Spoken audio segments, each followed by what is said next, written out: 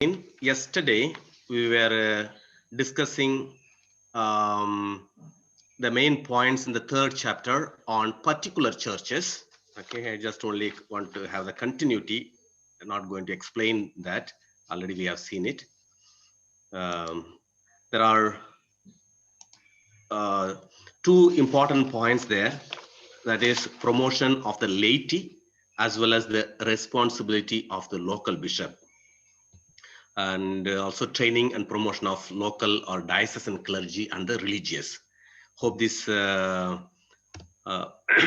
hope you got some time to read the document. If you find it difficult to download, it is available in the internet on the Google page. All the 3-4 documents which I'm dealing, I can send. So kindly during your free time, you read it. I'm just, because of the online, I'm following this methodology, a new methodology. It's not like a classroom where we can interact and teach. So, and also on online, concentration becomes very difficult. So therefore, just to have some time to see at least the headlines, and based on the points that I give, just to read those numbers. Okay. Now the fourth chapter, the Synod Fathers discussed on the nature, the role of the missionaries themselves. Okay, the priests and the religious, or the laity who goes missionaries. Okay, I remember in the Philippines, once I happened to be there for a conference. There, as I was interacting with some priests, they told me, because more than 90% are 90-95% are Catholics. It's a Catholic nation. Laity participate in the mission work. So just like we go as missionaries, laity they take a year or two break from their work as well as the family commitment. Mostly unmarried youth, they go as missionaries, live in another country for a year, 2 or 3, according to their kind of as they plan. So that mission, laity participating in the universal mission is very, very strong. And this particular diocese, also other dioceses in the Philippines, they do it.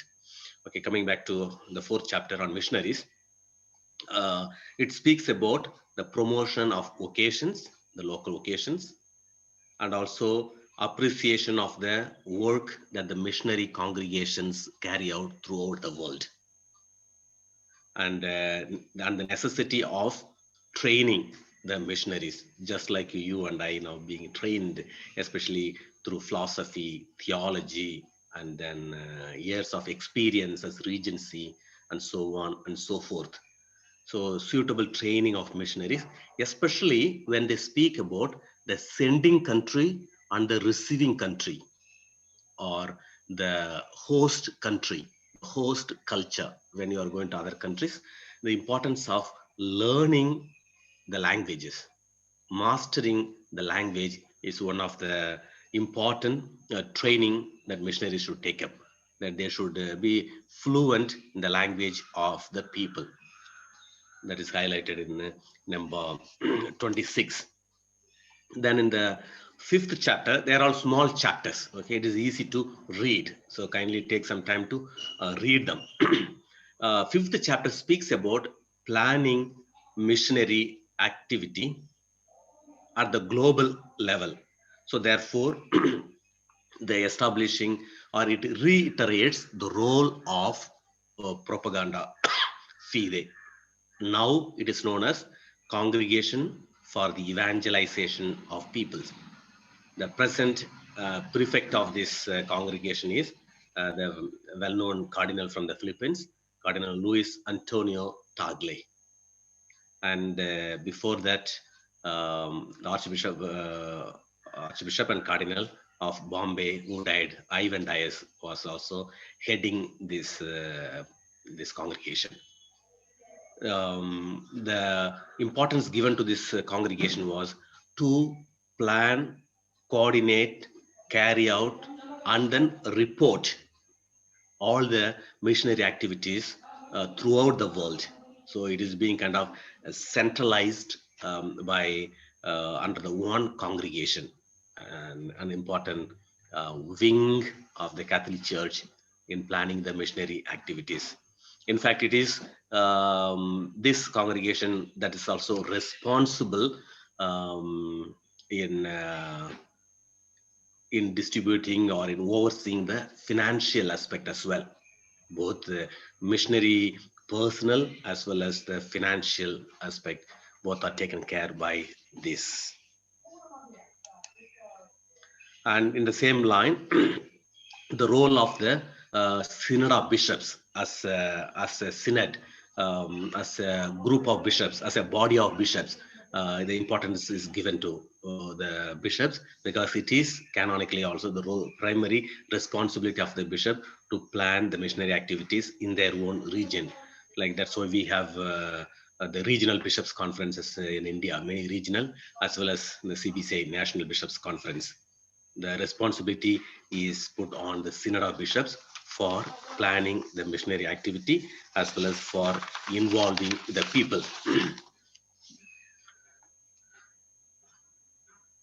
Another, this is a small chapter. Another sixth chapter is also a very small chapter, that is that highlights the cooperation that is necessary between different peoples, different groups of people, like the bishops, priests, religious, and lay people, and the cooperation of the people of God.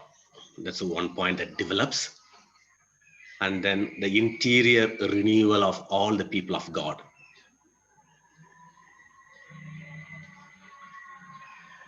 And it calls for the community to be a witnessing community, a praying community.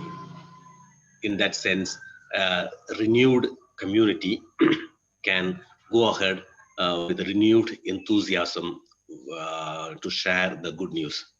That's why later in Evangelic Gaudium also, Pope speaks about not only a community that evangelizes, but an evangelizing community. That is a self-evangelization. That is the point actually here also highlighted. So we talk about self-evangelization before evangelizing others. Self-evangelization meaning a call for interior renewal of the people of God.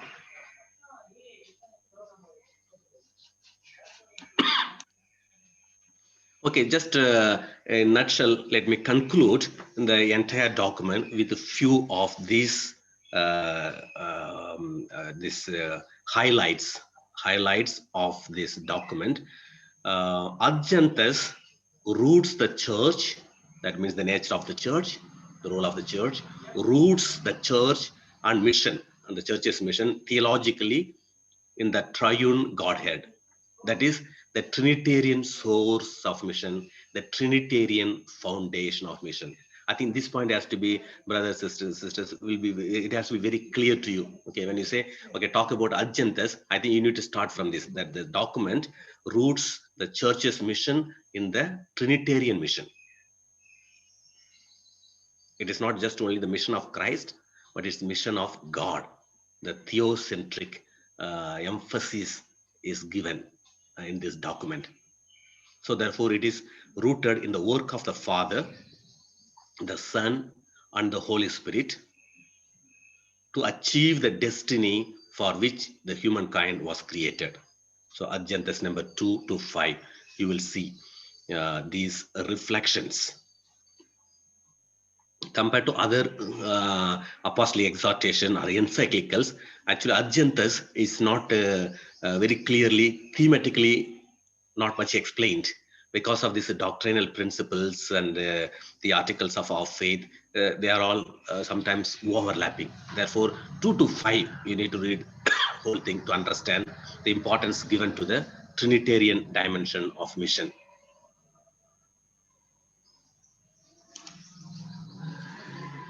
And the second emphasis is like Lumen Gentium, which speaks about the nature of the church. So Adjantas also presents the church as a universal sacrament of salvation. Sacrament, there is double A, so there is a typing mistake.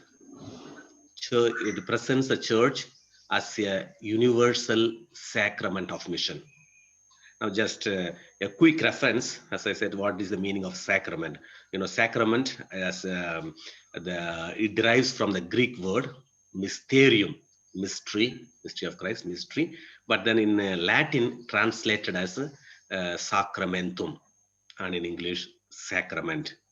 Therefore, it has two meanings. When we say the church is the universal sacrament of salvation, I'm just only a brief intervention, a brief explanation I'm giving without going into the details, which will be in the field, in the area of, say, ecclesiology. Okay, it has two meanings. One thing as a sign and as presence.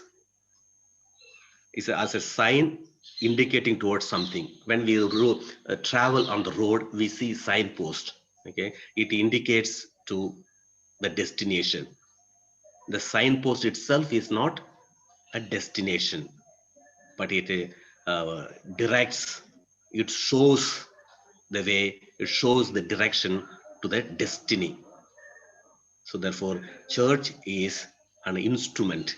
It's only a sign in that sense, the instrumental character of the church. And second meaning, presence incorporating the whole divine economy of salvation. It's a little kind of longer phrase that is incorporating, involving the entire people of God, and as the mystery being present there, because the Greek mysterion, God being present in the community itself. Okay, so it has two meanings as a sacrament.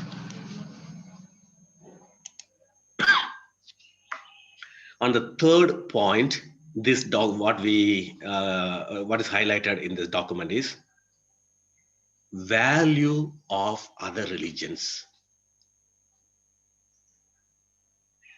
The richness present in other religions, the truth that is present, and therefore Argyantas values other religions. I think this particular emphasis, the views, very, very important. What was prior to Vatican II, the whole idea of mission, sometimes mission as conquest. We have seen the pre-Vatican understanding, different words, phrases we had seen. Those words, those phrases explain the understanding of mission in pre-Vatican time. So looking from that perspective, and then what the council says, it's a really a point of departure. It gives a kind of new decisive direction as to how we need to look at world's culture and then religions. Argyantas values other religions. Here this document uses that there is the secret presence of God. In other times we say the seeds of the word. Okay, these phrases are important. You should know secret presence of God. That's according to Argyantas, later on as seeds of the word present in other religions. And therefore, we will spend time also on dialogue as one of the ways of mission. So Argyantas presents dialogue as a form of mission today. How we can enter into dialogue. What are the forms of dialogue? What are the conditions required for dialogue? That we will take it up a little later separately.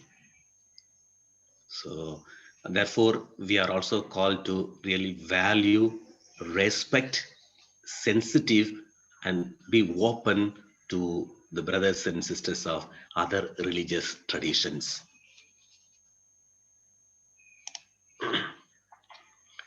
And the fourth emphasis, it promotes or advocates that local churches and their leaders collaborate and cooperate in the work of development. By the way, when we read this document, we need to have that universal outlook. So the document is for the entire church. So where the church is also in authority and influential sometimes in decision making, some of the countries.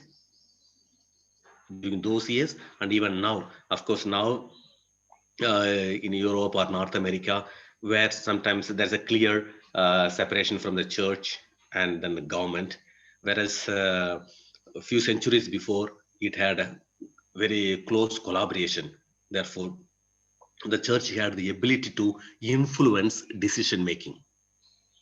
It is in that sense, this particular phrase makes sense to us, that Adjantas advocates that local churches and their leaders collaborate and cooperate in the work of development.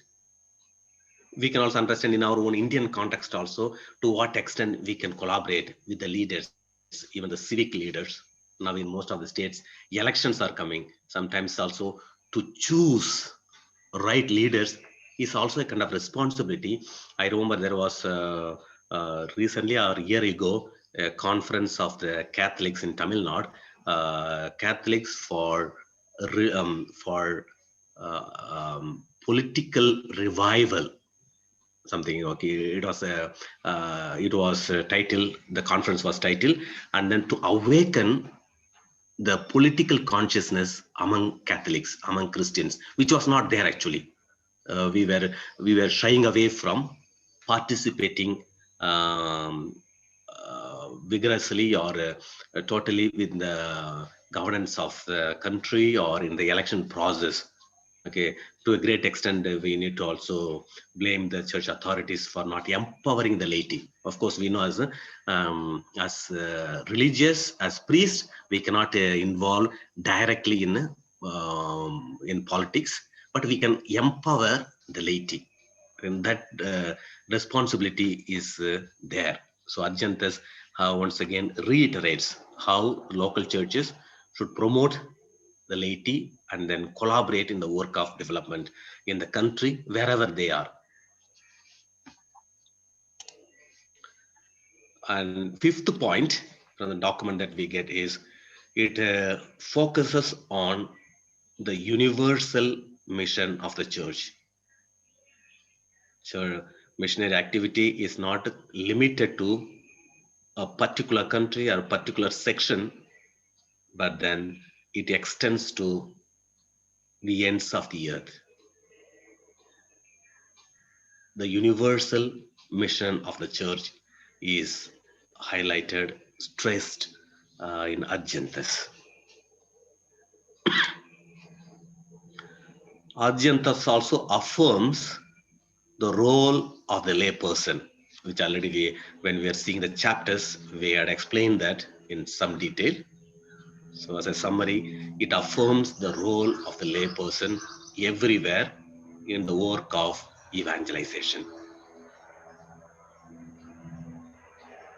Evangelization is not a private work or limited to only priests and sisters or catechists, but all the people of God, particularly the lay persons.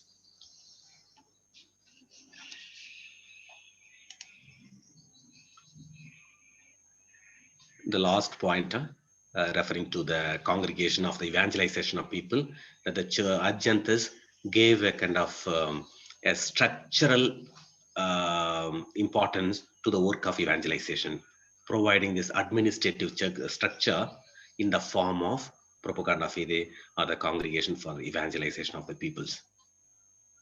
It gave an official recognition.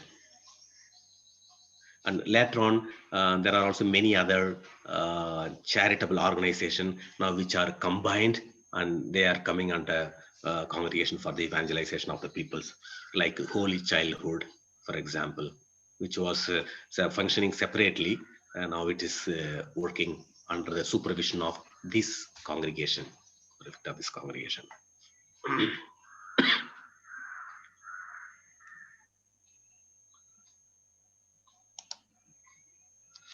Okay, that brings to the end of the first and important missionary document, Adjantas, to the nations or to the peoples.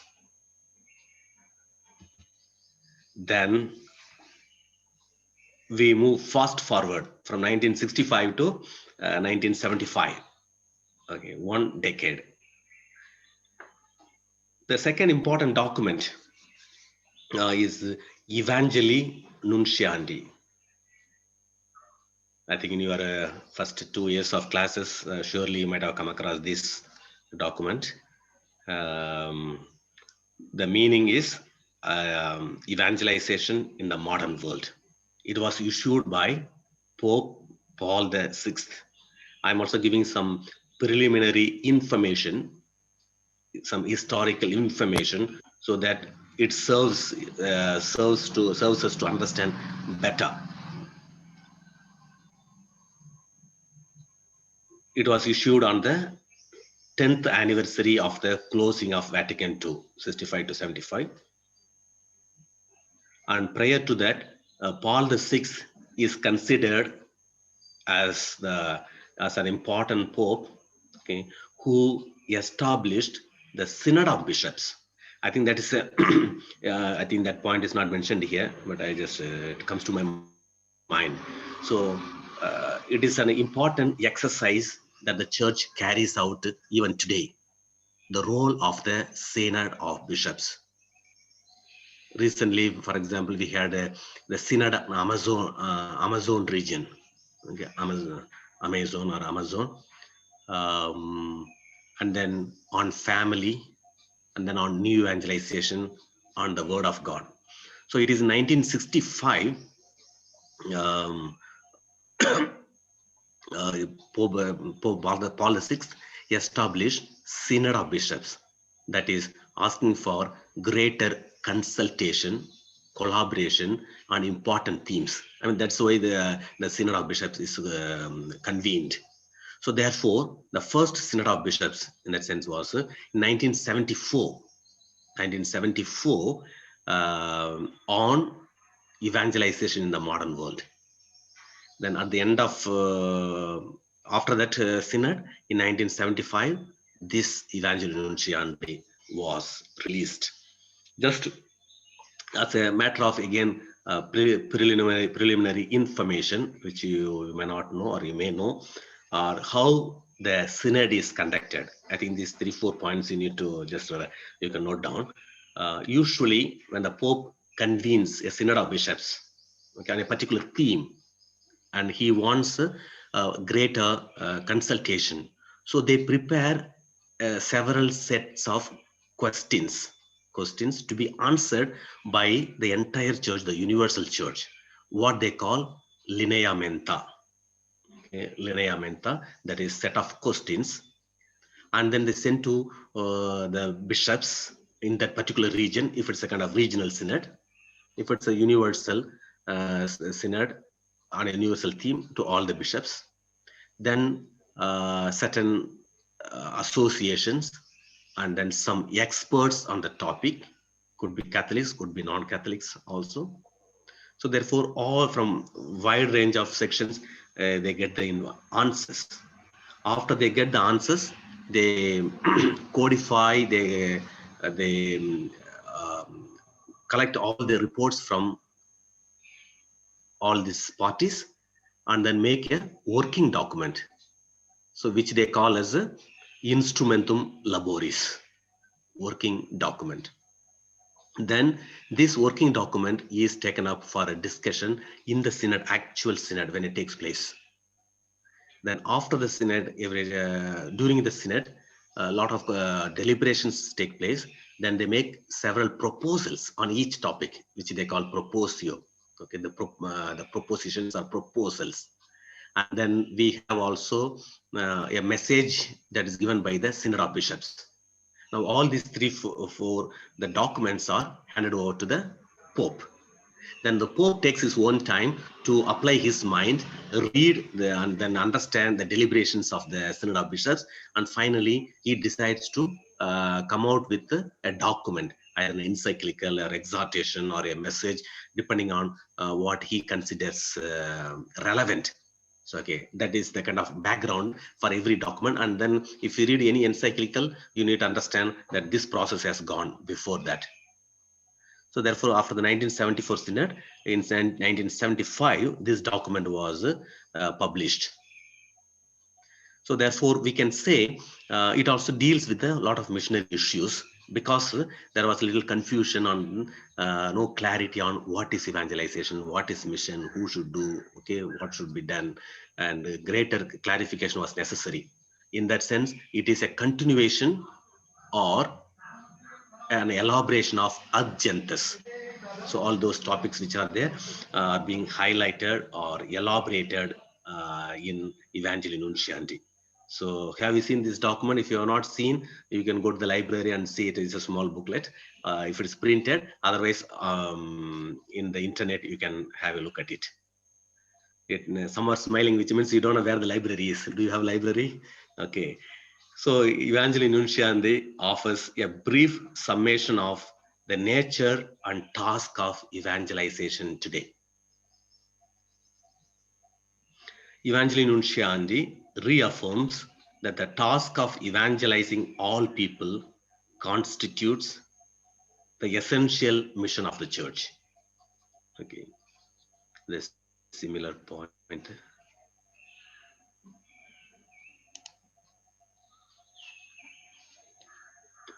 Just only presenting to you the structure of Evangelii Nuntiandi.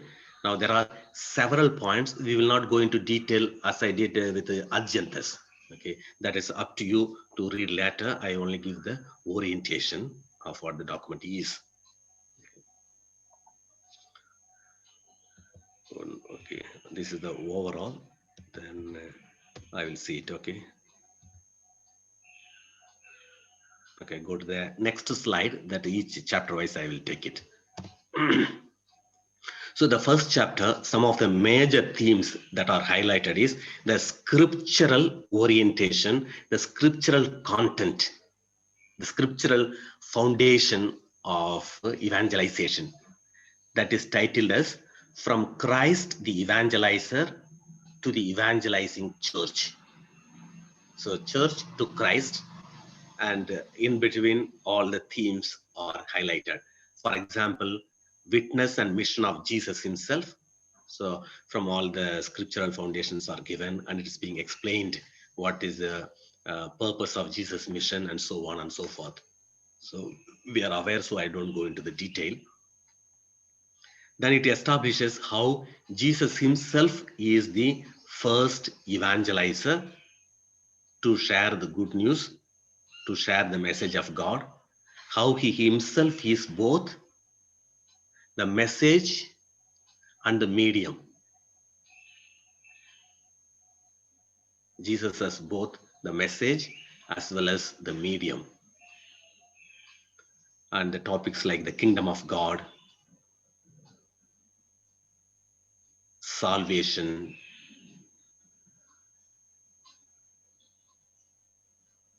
and the second part is about the how we need to preach the word of God. That is tireless preaching from the part of the missionaries. Then for an evangelized and evangelizing community, a community that evangelizes itself, self-evangelization. And then number 18, actually it speaks about evangelization as a vocation proper to the church. At the end of the document, we will take that explanation, that definition. By the way, I think we need a little break. Yes. Yeah? Yes, Father, we take 5 minutes. Okay, we'll come back at 11:10. Yes. Thank you. Yes, Father.